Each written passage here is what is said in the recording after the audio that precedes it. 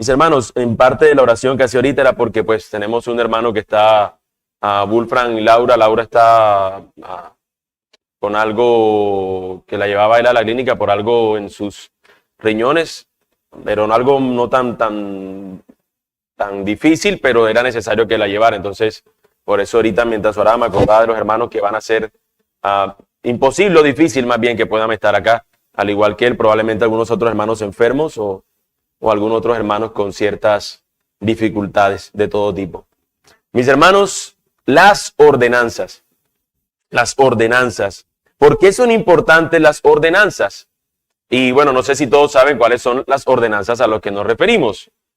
¿Algunos saben a qué ordenanza nos estamos hablando? De pronto la imagen les da una idea, la imagen que se mandó por el grupo. ¿Cuáles son esas ordenanzas? Ajá, Santa Cena y Bautismo, a eso nos referimos con ordenanzas. ¿Por qué son importantes las ordenanzas, mis hermanos? Ellas son importantes porque muestran de forma visible la comunidad de la iglesia local. Eso sería una definición así. ¿Por qué son importantes? Porque muestran de forma visible la comunidad de la iglesia local. Y ya explicaremos el por qué. El bautismo tiene una razón de ser, quiénes lo hacen, por qué lo hacen. Y la Santa Cena, creemos que también en respuesta o similar a lo que hacen el bautismo, también tiene sentido la práctica de la Santa Cena, de tal manera que ellas muestran o evidencian algo. De hecho, ustedes se darán cuenta que cuando practicamos Santa Cena, siempre damos unas advertencias y básicamente es el pueblo del Señor el que termina tomándolas, o sea que también muestran algo, evidencian algo. Y es eso lo que queremos nosotros presentar en esta mañana. Este asunto, mis hermanos, de hacer visible la comunidad, se ha perdido en la iglesia de nuestros días. Se le ha restado importancia. Hoy, dentro de una comunidad, y voy a explicar a qué me refiero con esto, las iglesias hoy en día tratan de que aquel que llega por primera vez, incluyendo si es una persona, si es un no creyente, que él se sienta como que es igual que todos los demás. Y eso está bien en un sentido, porque nosotros le damos la bienvenida a las personas y las aceptamos y nos damos cuenta, somos pecadores, unos redimidos y otros no. Pero al final todos necesitados de esa gracia. Y eso es una verdad, debemos mostrar eso. Pero en otro sentido, cuando se trata de ciertas prácticas dentro de la iglesia, aún en esa no quiere mostrarse tal distinción, a tal punto que hay iglesias que practican la cena o la comunión en otros espacios para que aquellas personas que vienen un día domingo a la iglesia no se sientan ellas excluidas. Y yo no veo tal distinción en la iglesia. En la iglesia del Señor, por ejemplo, yo no creo que cuando Pedro predicó a las 3,000 personas, nada más habían 3,000 allí.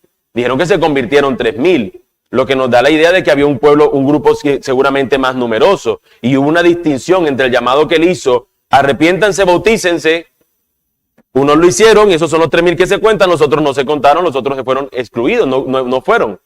Siempre vemos que en el llamado de la Escritura siempre hay una distinción entre lo que son y lo que no son, y parece que están iguales en cierta manera, ¿no? Como crece el trigo con la cizaña o algo por el estilo, pero al final nosotros observamos, mis hermanos, que siempre hay una distinción. Ahora, ¿qué es lo que mueve una iglesia a este tipo de cosas? Bueno, por un lado, algunas iglesias se han vuelto demasiado centradas en la atracción, en atraer.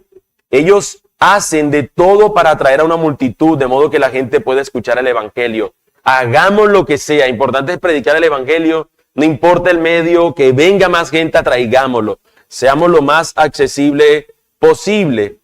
Pero el deseo de la gente para oír se ha traducido en una comunidad que no es digna de ver. Esta es una declaración fuerte. Por el deseo de la gente para oír, esto se ha traducido en una comunidad que no es digna de ver. Al validarse todo, ya no se respeta nada, sino que muchas congregaciones hacen de todo lo que sea posible para atraer y atraer y atraer personas y empiezan a perder de vista cosas que son distintivos que el Señor nos ha dado para poder diferenciar entre los que son suyos y los que no lo son. En una ocasión, y esto es algo real, cuando el pastor, que no recuerdo su nombre, que fue conocido como el pastor de Justin Bieber, no sé si alguno lo escuchó, que era el pastor de la iglesia Hillsong en Nueva York, creo que era. Este hombre era un tipo que parecía cualquier modelo de cualquier revista. Y su ropa, sus atuendos, sin camisa como andaba, y cada día un tatuaje nuevo y todo esto para ser más atractivo a la comunidad y demás. y esto atrajo celebridades y Justin Bieber se codeaba con él. Y resulta que luego escribió un artículo, alguien no cristiano, ni siquiera simpatizante, no creyente. Un no cristiano escribió un artículo en el New York Times o uno de estos periódicos famosos, no sé, uno de estos, y él decía que estos pastores tipo celebridad, realmente en vez de acercarlo a Dios, lo que hacían era como que, oye, ellos más bien quieren acercarse a nosotros. Estoy parafraseando la lectura del hombre. El hombre decía, estas personas lo que quieren es acercarse a nosotros para parecerse a nosotros y se queda allí. Entonces ¿qué sentido tiene que yo vaya a la iglesia si al final ellos quieren ser como yo? Y era un no creyente. Decía, lo que debe haber es un distintivo, que realmente sea algo distinto en ellos, que haga que yo diga, ¿por qué son diferentes? Para uno poder querer acercarse. Y eso, mis hermanos, aunque parezca que no tiene nada que ver con las ordenanzas, tiene también mucho que ver, porque hoy vemos que este tipo de cosas no se hacen. Y cuando se hacen de una manera que aún incluso el no creyente se sienta que forma parte. Por ejemplo, ¿cuántos bautismos colectivos no se hacen hoy día? De manera que la gente, vamos a bautizar, si estaban en un encuentro y todo el mundo está yendo como al agua y ellos, voy para allá. Bueno, ahora listo, todos, 1, 2 y 3 abajo. 1, 2 y 3 arriba, listo, ya están bautizados. Como si fuera una piscina y se bautizan colectivamente. Mejor que lo pongan debajo de una ducha y le echen agua entonces. ¿Por qué? Porque se pierde el sentido y el valor de lo que significan este tipo de cosas. Por otro lado, este es un lado de las iglesias que quieren atraer. Por otro lado, algunas iglesias creen que debido a que se predican la palabra correctamente, han hecho ya lo más importantes. Tal vez a través de impulsos legalistas o conformistas, su comunidad ha perdido la vitalidad que vemos en la Escritura.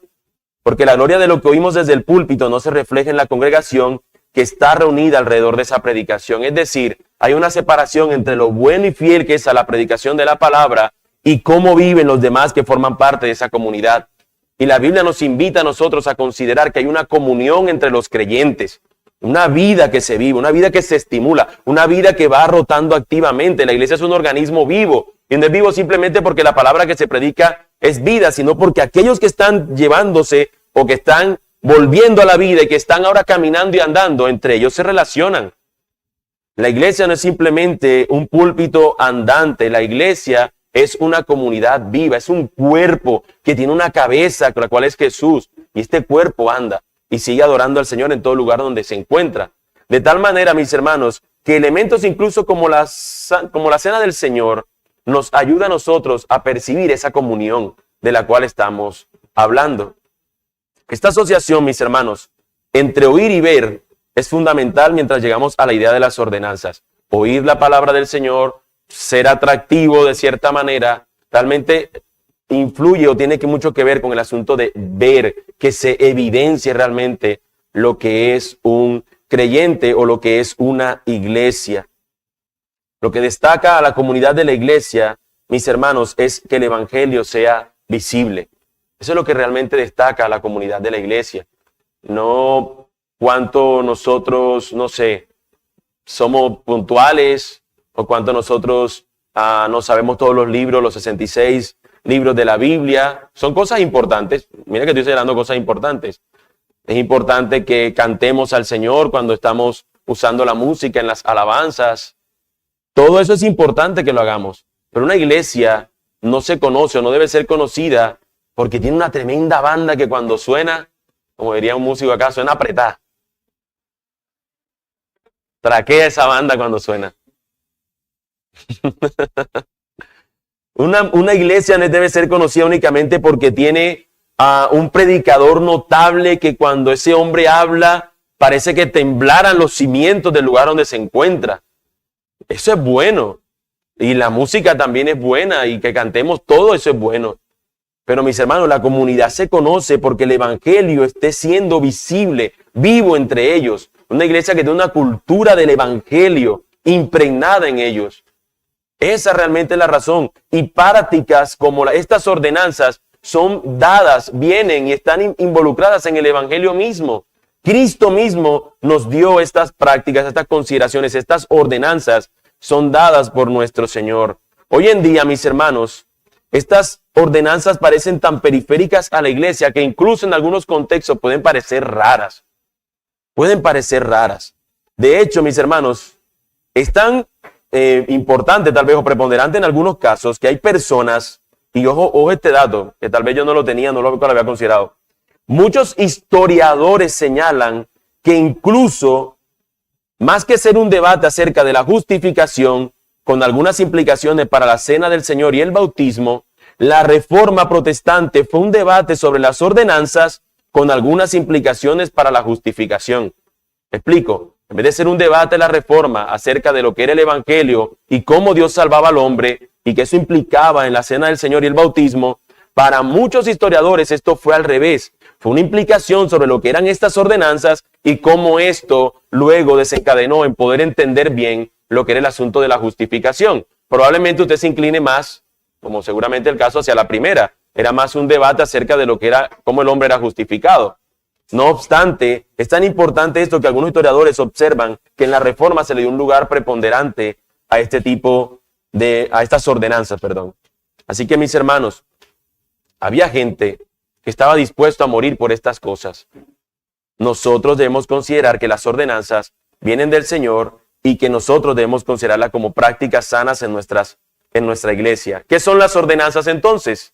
Las ordenanzas, bueno, como hemos dicho, hacen referencia al bautismo y la cena del Señor. ¿Qué son estas cosas? ¿O qué es esto? Bueno, el bautismo, y voy a citar la declaración de fe que tenemos nosotros, si alguno no tiene la confesión o se le extravió, podemos mandársela porque la tenemos digital, podemos mandarla y esa es la definición que voy a sacar de bautismo.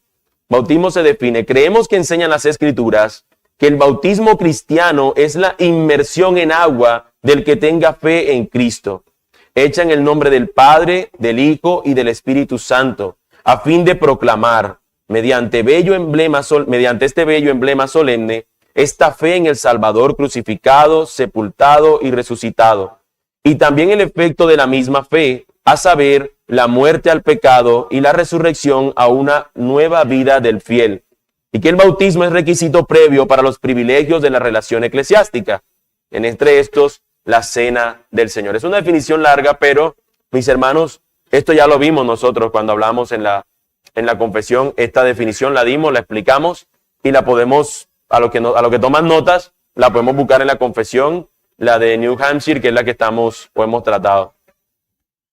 Ahora, mis hermanos, este asunto del bautismo, nosotros lo encontramos en Romanos 6, de 3 al 4, y voy a leer el texto. Dice nuestro texto, Romanos 6, versículos 3 al 4. ¿No sabéis que todos los que hemos sido bautizados en Cristo Jesús, hemos sido bautizados en su muerte? Porque somos sepultados juntamente con Él para muerte por el bautismo, a fin de que, así como Cristo fue resucitado entre los muertos por la gloria del Padre, así también nosotros andemos en novedad de vida. El bautismo, mis hermanos, como hemos dicho, no es el que salva. El bautismo no es el que salva. No obstante, por ejemplo, Pedro cuando predica en Hechos 2, él dice, arrepiéntanse y bautícense. Y alguno diría, pero él no dijo arrepiéntanse y crean. Pero él dice arrepiéntanse y bautícense, porque el bautismo estaba ligado a aquellos que creían se bautizaban. De tal manera que era así, el mismo arrepiéntanse y fe. Arrepentimiento y fe, arrepiéntanse y tengan fe en Cristo. El que tiene fe, su paso siguiente o inmediato era bautizarse. Era el elemento con el que él estaba diciéndole a los demás, soy de Cristo. Esta es la declaración de mi fe. El bautismo, mis hermanos, no salva. Se trata de un emblema solemne y hermoso de nuestra fe que salva por la gracia de nuestro Dios. Es un cuadro, mis hermanos, el bautismo de nuestra muerte, sepultura y resurrección en Cristo. Es diciéndole al mundo, yo muero al mundo y a los deleites en el pecado cuando me sumerjo y luego soy levantado porque Cristo me ha hecho nacer de nuevo. Muero, soy sepultado y luego resucito. Ese es el emblema solemne y hermoso que nos muestra el bautismo. Nuestra declaración de fe, mis hermanos, también nos describe lo que es la cena del Señor. La cena del Señor, creemos que enseñan las Escrituras que la cena del Señor es cierta provisión de pan y vino que representa el cuerpo y la sangre de Cristo, y que de ella participan los miembros de la iglesia reunidos para tal fin, conmemorando así la muerte de su Señor, proclamando la fe que le tienen y su participación en los merecimientos de su sacrificio, su necesidad de que les suministre vida y nutrimiento espirituales, y su esperanza de la vida eterna en virtud de la resurrección de Cristo de entre los muertos, y que debe preceder a su observancia al examen detenido de sí mismo por cada participante. Es una definición larga. No voy a detenerme, más adelante vamos a ver algunas cosas, incluso del bautismo y de la cena, pero esta definición también la dimos en la misma confesión de fe, la cual podemos tener acceso a ella. Ahora, llamamos la cena del Señor, mis hermanos, los cristianos, le llamamos a esta celebración y a este evento que tenemos y que tiene este significado tan valioso. Pero los cristianos también lo han llamado la comunión, del latín comunión, que significa compartir en común. A causa de nuestro compartir con Cristo y los unos con los otros, estamos nosotros compartiendo en los unos con los otros esto que el Señor nos dejó como acto para que nosotros consideráramos y repitiéramos. También se conoce como la Eucaristía, aunque suene a una palabra utilizada usualmente por católicos romanos. La palabra Eucaristía es una palabra en latín en griego, que significa acción de gracias. Se llama así o se le conoce así porque cuando Jesús tomó el pan y el vino, tomándolo dio gracias al Señor. Así que fue la acción de gracias al Señor, y nosotros lo que hacemos es también una acción de gratitud cada vez que celebramos la cena, porque recordamos lo que Él hizo por nosotros, que forma parte también de lo que hacemos en la Santa Cena. Hay quienes muestran o dan detalles de que la cena tiene precursores, no establecidos como para que sean elementos que nos dicen esta es la cena del Señor, pero sí precursores en cuanto a acerca de ciertas cosas que se hicieron en el pasado junto con pan y vino. Por ejemplo, la Pascua es uno de esos elementos. Y todos recordemos que la Pascua se celebraba con 3 elementos. No sé si todos tienen de pronto eso pendiente, pero la Pascua se celebraba con 3 elementos para comer, tres alimentos, que era el pan, el vino y el cordero. Pero cuando Jesús está celebrando Pascua, nosotros encontramos que tiene pan, vino, y la pregunta es ¿dónde está el cordero? El cordero era el mismo, que se iba a entregar escasas horas después por los suyos, de tal manera que no fue una Pascua incompleta. Él completó la Pascua para siempre con su sacrificio en la cruz, por decirlo de una manera. Nosotros, mis hermanos, nuestra declaración de fe, o lo que acabamos de leer ahorita, añade la frase que siempre precedido por un solemne examen. Dice una confesión, y la que leíamos ahorita dice, para traducirla más como la tenemos, debe preceder a su observancia al examen detenido de sí mismo por cada participante. ¿Recuerdan ustedes que cada vez que celebramos la Cena del Señor siempre decimos algo?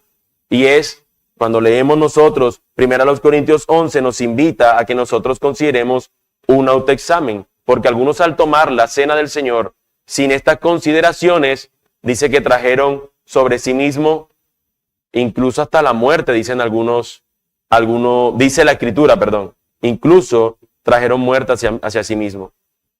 Así que, mis hermanos, quisiera yo mencionar 4 propósitos de las ordenanzas. Y los voy a solamente a mencionar. Estos son extraídos de la Confesión de Fe de Westminster.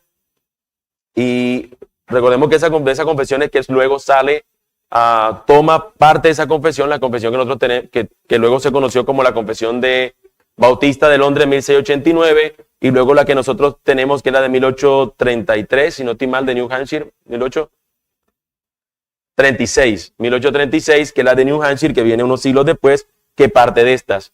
Pero la Confesión de Westminster acerca de las ordenanzas en sentido general, dice que estas sirven para representar a Cristo y sus beneficios hacia nosotros. Confirman nuestro interés en Él. Marcan visiblemente a la iglesia diferenciándola del mundo, y nos unimos en servicio a Dios en Cristo. Simplemente lo repetiré para tener la consideración, pero no para que exactamente lo escriban, tal vez no me puedan seguir.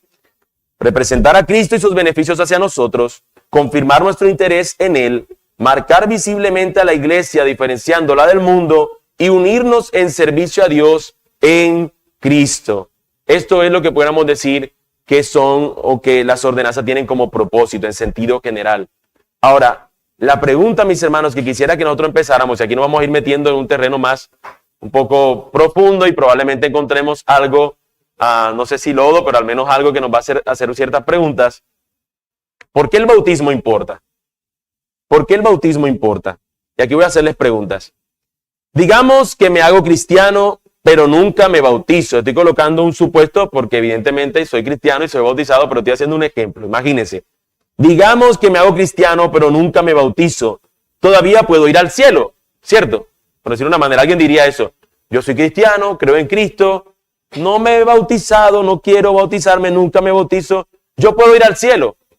Sí, porque por la fe en Cristo somos salvos por gracia mediante la fe. No está ahí el bautismo. Ahorita dije que el que cree en Cristo va a seguir lo que Cristo ordena también. Y esta es una de las ordenanzas, el bautismo. Ahora, ¿qué daño hace a una persona el que simplemente omita el bautismo?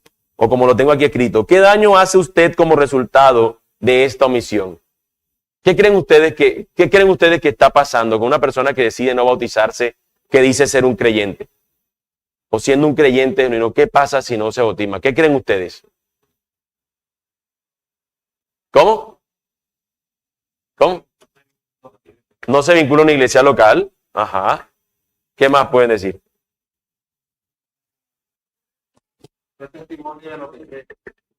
Ok, entonces estamos hablando de una oportunidad. ¿Qué oportunidades? Podríamos reducir la pregunta.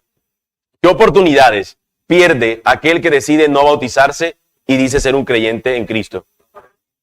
No participa de la cena, exacto, que fue lo que dijimos que es una de las cosas que al final, ¿no? Dijimos que no participa en los elementos de la comunión.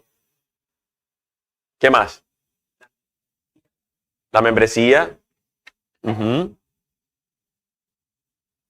¿Alguno más?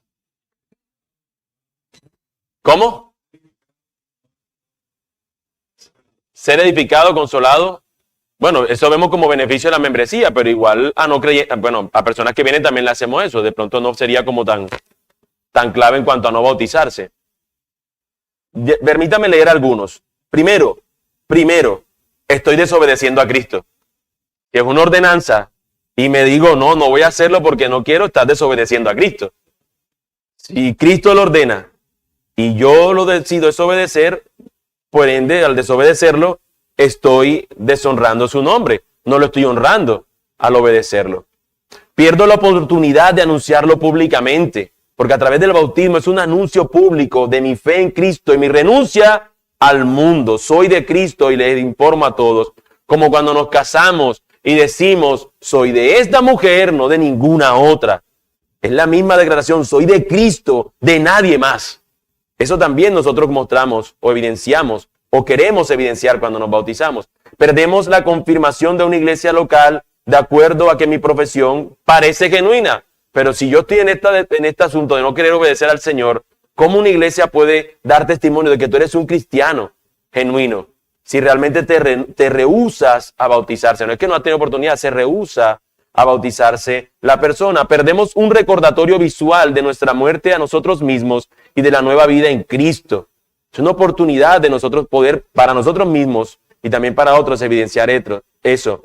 Se pierde la oportunidad de ver en dicho recordatorio su propia salvación. Imagínense que esta persona no creía ser creyente y de repente ese día cuando el hermano toma unas breves palabras y muestra este símbolo y esa persona está a punto de bautizarse, muchas personas le ha sucedido que en ese momento fue que se hicieron que eran creyentes, que tal vez pensaron que eran antes, pero cuando llegó ese momento fue que vieron realmente su renuncia a su mundo, al mundo y al pecado. Y realmente ahí fue donde esas personas, esto le fue un recordatorio de su propia salvación, o realmente fue en ese momento donde Dios obró en la salvación. Mucho le ha pasado así. Así que mis hermanos, también a los no creyentes se les priva de una oportunidad de que vean visualmente una representación del evangelio. También a otros les anuncia acerca de lo que el Señor hace. Ahora, mis hermanos, probablemente con esto que hemos hablado, con una comprensión acerca de estos beneficios de lo que hacemos en el bautismo y cómo informa a otros y cómo es una bendición para la iglesia, ¿tú has visto el bautismo practicado y aplicado de cierto modo que ignoren estos propósitos? ¿Has visto alguna vez el bautismo aplicado de ciertas maneras o cierto modo que ignoren esto que acabo de mencionar? Y no quiero que una de las respuestas, porque ahorita vamos a hablar de eso, sea, yo una vez vi que bautizaron a un infante, a un recién nacido. Esa no sería el modo. ¿Cuáles otros modos, sacando ese, ustedes de pronto dicen, esta no es una manera donde se bautizó correctamente.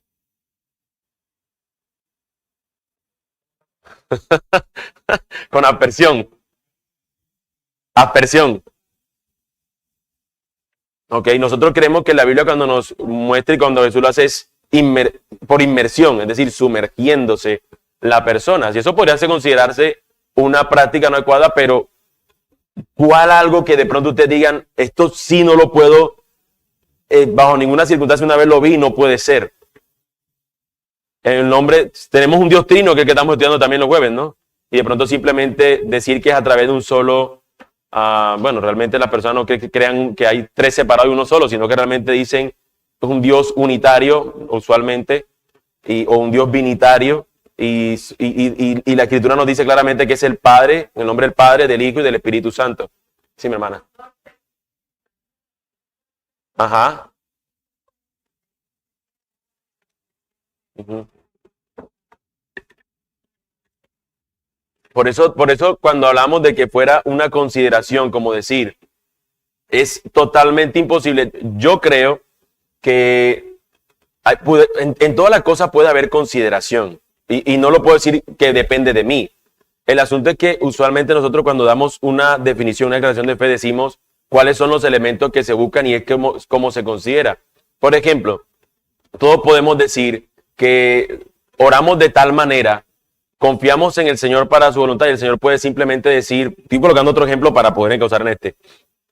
A veces tú puedes orar porque una persona se sane y la persona simplemente nunca creyó en lo que tú oraste y fue al médico y se sanó.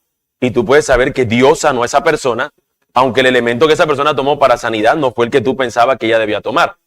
Entonces yo creo que hay excepciones a ciertas cosas, pero no depende de nosotros, depende del Señor como quiera que obran. Entonces, ajá. Por eso cuando él lo mencionó, yo le dije, pero ¿qué elementos sí encontramos en la Escritura que nos muestre evidentemente y claramente de que ese elemento tiene que estar? Por eso cuando mencionamos acerca de que es en el Dios Trino, que debe estar incluido en la declaración que damos, cuando lo excluimos, evidentemente eso nos muestra la Escritura que no es. Ahora, creemos por nuestra confesión de fe, que es lo que declaramos, que es a través de la inmersión. Pero no podemos nosotros decir, pero en algunos casos es válido porque no podemos nosotros colocar dentro de una declaración, una convicción que tenemos, los casos que pudieran pasar, sino que cuando el momento llegue, ahí es donde se evidencia. Y así tenemos nosotros muchos casos de muchas cosas que tenemos en la Escritura algo y hay ciertas cosas que van a suceder que nos toca empezar a como cuando dice alguien, como a cortar delgado para ver cómo ese asunto se trata. Por ejemplo, ¿dónde celebramos y de qué manera hablamos? Y este es un ejemplo que va a ayudar mucho a lo que dices. ¿Dónde celebramos nosotros la cena del Señor? ¿En qué contexto? ¿Y qué pasa con un hermano que se enferma y que no pueda venir a la iglesia? Porque hay un ejemplo de eso en la iglesia La IBI del pastor Miguel Núñez. Una hermana que no puede ir a la iglesia porque no puede trasladarse.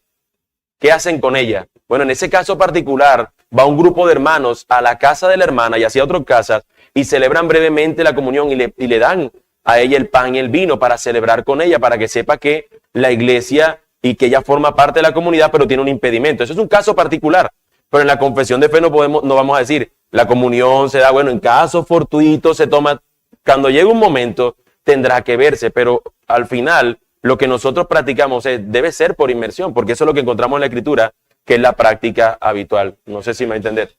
Tema de conciencia de la persona que yo quiero por aspersión, siendo que en la iglesia bautizamos por inmersión y que bautizamos por vacunamos por inmersión. Sí, porque yo ante eso también tengo mis dudas, pero sin embargo, si el tema es de conciencia, entonces creería que esta no es la iglesia, porque nosotros creemos que es por inmersión. Ya. Si es por un tema, un asunto que tengo una enfermedad en la piel, qué sé yo, cualquier cosa que se pueda sacar ahí, o no puedo sumergirme al agua porque me muero o cualquier cosa, ya es un tema, como tú lo dices, pero no puede ser un asunto de conciencia, tiene que ser un asunto como el que tú acabaste de citar de la IBI, que es un asunto a considerar una excepción. Claro. Pero la excepción no puede ser la regla. Exactamente, esa es la palabra. Estaba buscando ese dicho y no me acordaba, la excepción no es la regla. La excepción en su momento que llegue se evalúa. Ese es el asunto. Hermano, yo creo que cuando estabas preguntando que si hemos visto casos donde la ordenanza del bautismo se haga sin considerar los elementos, Te referías como el ejemplo de los que toman la Santa Cena sin la solemnidad o sin la reverencia que se merece o sin discernirlo. ¿Te refieres a eso? Y muchas veces yo personalmente vi el bautismo mal aplicado. De pronto había uno de estos retiros, unos encuentros. Vamos a bautizarnos. Entonces el que se bautizaba porque el amigo le decía, no, pero bautízate. Y no discernía lo que estaba haciendo. Esto es una simbología de estoy muriendo, estoy entrando a las aguas, estoy saliendo, resucitando. Y bueno, creo que fue más un bautismo impulsado por una emoción de un momento y de algo colectivo, que realmente por una emocionales que más convicción personal. Claro. Y era ese tipo de casos los que... Sí. De hecho pongo ejemplos. Primero, que la obediencia es una parte de seguir a Jesús. Otro ejemplo es que la persona realmente no ha creído en el evangelio y simplemente lo hace como algo, no se ha evidenciado eso en la persona. Por ejemplo, personas que van a la iglesia simplemente ven que, oye, él es como juicioso, es estudioso, es que esto, es lo otro, pero realmente no hay, simplemente pudiera tratarse de aspectos morales de su vida y de pronto ignorarse algunas otras cosas de ellos. No creo que sea como el camino adecuado para que una persona considere el bautizarse, o simplemente porque es que mi novia ya es bautizada, entonces ahora yo que estoy aquí, yo tengo que bautizarme porque si no ella me va a abrir. Entonces no son las motivaciones correctas. Existen muchas motivaciones que las personas terminan haciendo para bautizarse y que no son las correctas. Quiero tocar en la iglesia, o sea, hay una motivación fuera de creer en sí mismo. Ese es tu caso, hermano, te miraron ahí como...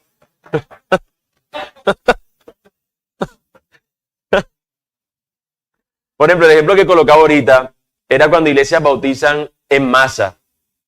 En masa, es decir, ponen una gente en una piscina, la sumergen allí, y entonces a veces si hay una persona al lado que la ayuda para que se bautice y le haga, pero se pierde realmente el sentido de lo que se está haciendo. Aunque sea agotador, lo que nosotros evidenciamos es que pasaba uno por uno.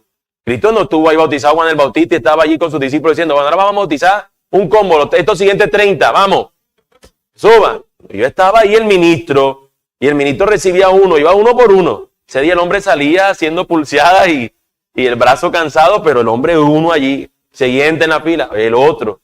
Y eso vemos que era la tradición, como siempre se ha hecho, no estos bautismos para hacer más fácil el asunto, no, porque se pierde el hecho de que cada uno individualmente está dejando este símbolo, es representativo para el significativo. Al hacerlo en conjunto se pierde eso, pero creo que por acá estaba un hermano que iba a preguntar algo. Sí. Amén, hermano. Bendiciones. Yo para comentar lo que dice el etíope y Felipe. Ajá. Ya. Él tenía una condición. Ya. Él tiene una condición y el Señor llevó a Felipe hacia el etíope. Felipe vio que él estaba leyendo Isaías 53. Él le dijo, ¿entiendes lo que lees? Él dijo, no tengo quien me dé esta explicación, ¿cierto? Él explica, pero inmediatamente ahí está también el bautismo, porque ahí se le da eso. Y él dice, ¿qué impide que yo sea bautizado?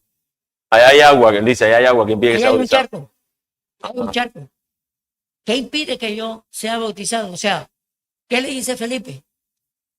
Lo más importante de todo, crees de todo corazón. Es el creer, hermano. A veces llegamos a una iglesia inmediatamente porque ya tiene un mes y está dando buen testimonio a la vista de todo, pero no sabemos quién es, ¿verdad? Entonces lo vamos y si usted se quiere bautizar, hermano, mire. Al bautismo la otra semana, lo llevamos allá y lo traemos. Iglesia que me dijeron, yo tengo 64 años, ya yo tengo 30, casi 40 años en el evangelio. Y me dice, ¿tú quieres ser pastor? Yo me fui de la iglesia. Yo le dije, yo me fui de la iglesia. Yo le dije, ¿cómo así? Usted me va a hacer, usted me conoce a mí. ¿Verdad? Entonces, no nos vamos a apartar del bautismo. Llegamos también a alguna persona que nos gusta y nos simpatiza el evangelio, nos simpatiza, hermano. La cuestión aquí es creer. Para el que cree todo es posible. O sea, nosotros no nos vamos a conocer porque nos ven. O sea, nosotros tenemos que dar frutos. Los frutos son los que nos hacen conocer a nosotros como creyentes. Claro. ¿Verdad? Entonces, cuando usted ve a alguien que llegó a una iglesia y al mes ya lo están bautizando, usted debe decir, eso no es así, porque ni siquiera ha dado los principios de lo que es un discipulado. Y en el discipulado uno tiene que ver que le muestren a uno, ¿para qué Jesucristo vino a morir aquí, hermano? Entonces dice, no, por salvarnos, por favor. Jesucristo no solamente vino a salvarnos. Sí, hay un asunto donde el creer es, donde el creer, evidentemente el creer lleva a la persona a bautizarse, pero también tampoco puede excluirse del bautizarse el asunto del creer, claramente. El creer tiene muchas implicaciones, que era lo que decíamos, pero fíjense, lo que Pedro decía era, arrepiéntanse y bautícense, pero evidentemente la respuesta es de creer. Es de creer. Claro que Bueno, Hechos 2 nos muestra una conversiones que eran evidentes lo que el Señor estaba haciendo ahí, una renuncia total, completa a lo que ellos estaban haciendo allí. Creo que Fabián y continúo, y si no, pues bueno, queda pendiente para la otra semana la cena. Bueno, una preguntita. Bueno, teniendo en cuenta que usted comentaba que no se hacen, pues... En masa. En masa. Ajá. Entonces, a mí me lo hicieron en masa. Pregunta clave. ¿Es necesariamente el pastor el que hace eso? ¿O cualquier hermano puede hacerlo? Porque entonces yo no estoy bautizado. Mira, mi hermano, tú recuerdas ahorita lo que nosotros dijimos, lo que yo respondí cuando la hermana me decía lo de la aspersión. Yo creo que cada caso es considerar. Yo no. Te voy a poner otro ejemplo. Un hermano se acercó y nos dijo un día, hermano, cuando yo me bauticé, el que me bautizó no era el pastor, o no recuerdo si era el pastor o no. Lo que sí recuerdo que claramente dijo fue, yo no recuerdo si él mencionó todo lo que tú, porque ya ese día fue cuando enseñamos el bautismo primera vez, dijo, yo no sé si esa persona me dijo a mí exactamente lo que esto significaba, lo que yo estaba haciendo. O sea, yo me bauticé sin saber por qué lo estaba haciendo. Entonces, ese caso particular es un caso a tratar. El caso tuyo no puedo darle una respuesta porque no realmente tampoco conozco. Voy a poner otro ejemplo donde sí le dijimos al hermano que no se había bautizado. El hermano dijo, yo me bauticé en una iglesia donde me bautizaron no en el nombre del Padre, del Hijo y del Espíritu Santo, sino me dijeron en el nombre de Jesús, era bautizado porque era una iglesia unitaria. Yo le dije, bueno, yo creo que la Escritura claramente señala ese asunto. En el otro aspecto, yo estoy hablando cuando iglesias toman, y aquí lo que estoy diciendo es la manera mala como se practica, que no debería considerarse la manera correcta. Ahora, ¿cuántas enseñanzas? Voy a ir a la enseñanza para llegar a la conversión. ¿Cuántas enseñanzas de esos predicadores no enseñaron cosas que no era lo correcto, sin embargo ha llevado a personas a ser convertidos? Y uno dice, pero esto es raro, porque este tipo está enseñando un montón de cosas, pero gente está llegando de alguna manera, con algo de verdad y algo real, están llegando a conocer al Señor hasta que luego el Señor los ubica y esas personas conocen al Señor. Ahora, dentro de esas prácticas, si desde la predicación está mal, prácticas como el bautismo y demás van a estar también seguramente salpicadas con algo o de falsedad o no algo correcto. Pero yo creo, hermano, que simplemente en una declaración donde si yo aquí le pregunto a los hermanos, ¿quiénes se han bautizado en masa? Todos para allá, vamos para Salgar a bautizarnos. Yo no creo que sería la respuesta correcta. Yo creo que en este caso sería realmente considerar qué fue lo que pasó ese día. Y después al final, si tú tienes un tema donde nosotros consideremos, mira, ahí no hay algo. Yo creo que eso no fue realmente que te bautizaron. Realmente no lo creía. Ahí. Exacto, ahí es el segundo caso, de pronto considerarlo. Y en segundo caso, tú mismo en tu conciencia decir, mira, ¿sabes qué? Yo no me bauticé. Definitivamente no solamente porque fue en masa, sino porque realmente ocurrió esto, realmente porque yo no entendí, realmente porque yo no comprendí el evangelio, realmente. O sea, si hay un montón de cosas, incluso hay pastores que, y recuerdo otra vez, cito al pastor Miguel Núñez en una historia que él contó, una anécdota, que él tenía con pastores que tenían 20 años de haber sido pastores, y él hablando de una consejería, este hombre decían, yo nunca conocí el evangelio, yo no sé si sabía lo que significaba nacer de nuevo, 20 años sirviendo como pastores, y realmente no habían conocido el evangelio. Entonces, eso también puede ocurrir. Por eso te digo, es ver el caso. Ya que tú lo has hecho público, obviamente, públicamente estamos haciendo al hermano, fuimos conversando con él y pasó esto, pero evidentemente no es una respuesta porque probablemente los demás hermanos puedan tomar como que algunas cosas estén. Si algún hermano fue bautizado bajo otra consideración, que es la siguiente que voy a dar para cerrar con la idea de lo del bautismo, porque se nos va a ir el tiempo, si intento meterlo de la Santa Cena no lo vamos a lograr. quisiera mencionar lo que significa, o más bien la pregunta, ¿quién debe ser bautizado? Cuando una persona no se ha bautizado. ¿Quién debe ser bautizado? Toda la discusión que veíamos anteriormente, mis hermanos, se trata de creyentes. Cuando creyentes se han bautizado y de qué manera no se ha hecho bien esta práctica. Nosotros, como ahorita decía en la declaración, cuando hablábamos de lo que es el bautismo, creemos que se bautizan solamente los creyentes. De tal manera que debe haber una confesión, y la confesión no es solamente porque sea pública o dicha, sino porque también, evidentemente, como ahorita decía el hermano, también evidentemente el fruto acompaña a esa declaración. Así que ha sido un objeto de debate, no lo voy a solucionar yo aquí en unos escasos minutos, el asunto si los niños deben bautizarse, si los niños, los infantes, los recién nacidos o los niños de cierta edad deben bautizarse. Esto ha sido por cientos de años una discusión teológica, donde incluso hermanos se han separado en el sentido de decir, ya yo no puedo trabajar contigo porque yo sí voy a bautizar niños, no, yo sí no. Entonces se han habido ciertas diferencias entre hermanos. Lo primero que puedo decir, mis hermanos, es que nosotros trabajamos, somos cercanos. De hecho, trabajamos en común con iglesias que creen en el bautismo de infantes, o que practican, más bien creen, no practican también el bautismo de infantes. Muchos de esos hermanos son los hermanos presbiterianos, o en su mayoría siempre ubicamos a los hermanos presbiterianos. Y nosotros tenemos, porque el evangelio nos une, tenemos unidad a donde nos permiten, pero probablemente si estuviéramos celebrando un servicio evangelístico y se va a bautizar, probablemente ahí sería el inconveniente. Entonces, no, vamos a mejor ubicarlo en la iglesia y pues seguimos con ellos el tema del bautismo, porque probablemente sería la distinción allí en eso. No obstante, mis hermanos, nosotros creemos que el bautismo es solo para los creyentes. Primeramente quiero mencionar un argumento a favor del bautismo de niños, porque muchas veces cuando explicamos el asunto mencionamos solamente los argumentos de por qué solo creyentes, luego te encuentras con alguien que te presenta el contraargumento y tú quedas como en el aire, como si nos quitaran un piso y queda uno como a punto de resbalarse o caerse. ¿Cuál es el argumento? Bueno, el nombre técnico, para cuando usted lo lea, lo tenga ahí en su mente, el nombre técnico que se le da a los que bautizan niños o a los que están a favor del bautismo de niños es el término paido bautista. Y es un término que suena raro, pero paido viene de la palabra que nosotros luego utilizamos comúnmente en la palabra como pediatra y cosas por el estilo, que tiene que ver con niños. Esta palabra, esta raíz, paido. Bautista, pues no, bautizar, bautismo, lo que bautizan. Entonces, los paido bautistas, como se conocen a los que bautizan niños o a los que bautizan infantes, señalan que en el Antiguo Testamento, desde el Antiguo Testamento, Dios quiso que los niños fuesen parte del pacto que hizo con Israel. Y el signo y el sello de ese pacto era la circuncisión.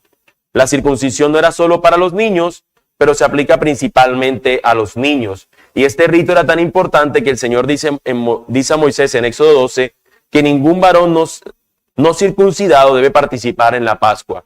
Es decir, la circuncisión no era exclusivamente para los niños, pero se practicaban en los niños cuando tenían 8 días de nacidos, se le practicaban, y no celebraba la Pascua el niño, o un varón no celebraba la Pascua si éste no era circuncidado. Muchos toman este argumento para decir que ahora nosotros no tenemos la circuncisión, sino que ahora nuestro elemento de símbolo ante el mundo es el bautismo. Por ende, para que un niño pueda bautizarse, así como los niños se circuncidaban en el Antiguo Testamento. Cuando llegamos al Nuevo Testamento, la fuerte presunción es que los niños seguirán siendo incluidos en el pacto, a menos que tengamos clara enseñanza de lo contrario.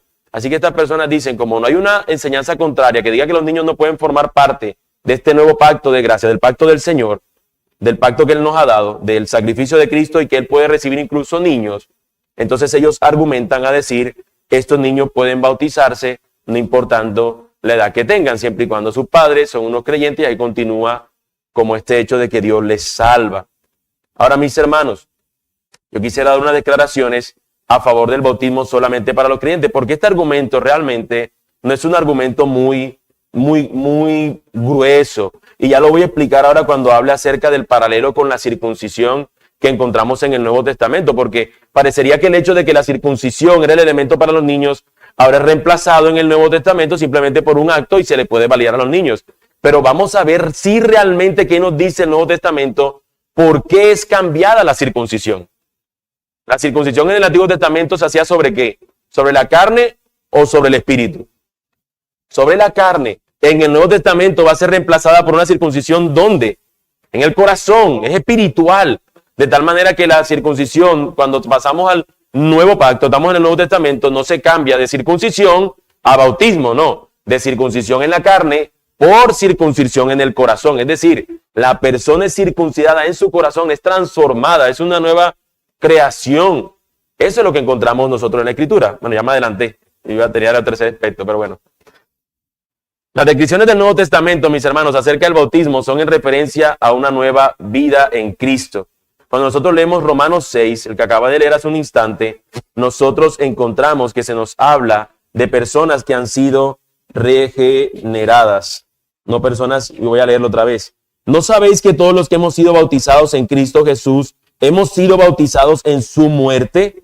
Porque somos sepultados juntamente con él para muerte por el bautismo, a fin de que, así como Cristo fue resucitado entre los muertos por la gloria del Padre, así también nosotros andemos en novedad de vida. Claramente ese texto nos está mencionando el asunto de la transformación, de la regeneración de las personas. No está simplemente en un contexto de un bautismo y punto. Está hablando de aquellos que han nacido o que son estos regenerados para esta novedad de vida, como dice el texto.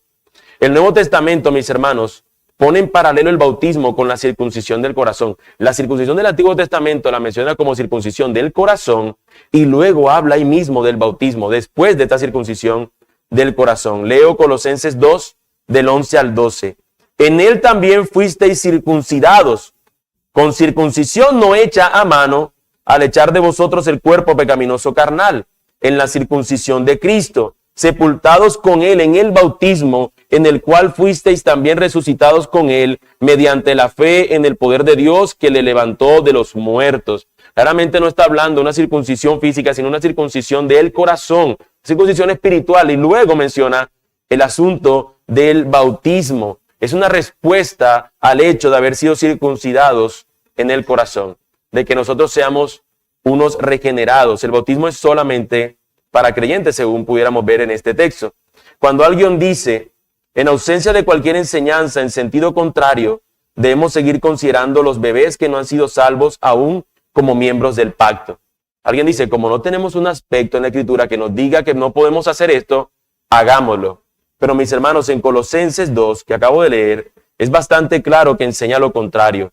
La continuidad no es entre la circuncisión y el bautismo, sino entre la circuncisión del corazón y el bautismo. Debe haber una circuncisión en el corazón. Y un bebé nosotros no podemos evidenciar tal cosa. De hecho, hasta el cantante secular, ¿cómo se llama este cantante? Ricardo Arjona lo sabe. Me bautizaron cuando tenía no sé cuántos años y a mí no me avisaron, dice el hombre. En la canción Jesús es verbo, no sustantivo. Porque bautizan niños y el niño no sabe y crece y cualquier cosa puede hacer o querer o pasar. Nosotros no tenemos sino la garantía de que el creyente es el que responde o el que muestra esta evidencia. No hay ejemplos tampoco claros, mis hermanos, de bautismo de niños en la Biblia, pero sí encontramos referencia al bautismo. Cada vez que se habla de un bautismo, están en consecuencia o en referencia a conversiones.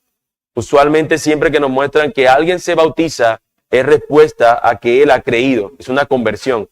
Y no es lo mismo como cuando lo vemos que se bautiza un niño, porque no lo encontramos en las Escrituras. Pedro en Hechos 2, mis hermanos, cuando habla de arrepentimiento y luego bautizarse, estas personas habían creído en el Evangelio. Fue con denuedo predicado el Evangelio y terminaron ellos creyendo. Tampoco tenemos, mis hermanos, referencias conocidas de bautismo de niños en la iglesia primitiva. Muchas referencias de los siglos I y II son de bautismo de creyentes, ninguno de bautismo de infantes. Tertuliano en el año 200 después de Cristo argumentó en contra del bautismo de niños, y Cipriano en el 250 después de Cristo argumenta a favor del bautismo de niño, pero como salvífico. ¿En qué sentido? En que si realmente este era para salvación, la pregunta sería, pero Cipriano, ¿cómo sabemos eso? ¿Cómo sabemos si un bautismo es para salvación y otro no es un niño? ¿Qué tiene que pasar? Entonces queda inconcluso. Miren que es después de 250 años después que vemos ya algunos que estaban como allí, pero a lo largo de la historia no fue la práctica común. De hecho, al principio, como he mencionado, en los 2 primeros siglos no era lo que hacía la iglesia. porque la iglesia entendía, como lo vemos en su palabra, que era el bautismo a creyentes. Mis hermanos, era para el resto de nuestro tiempo, pero ya no va a alcanzar por motivos de tiempo, de nosotros íbamos a hablar de la cena del Señor. Y aunque parezca algo simple, mis hermanos, hay mucho que decir acerca de la cena del Señor para nuestro bien y para la gloria del Señor. Así que va a quedar para la siguiente semana. Ya veremos si sea yo o si es relevado por el pastor Alejandro, pero al final lo estaremos viendo la siguiente semana.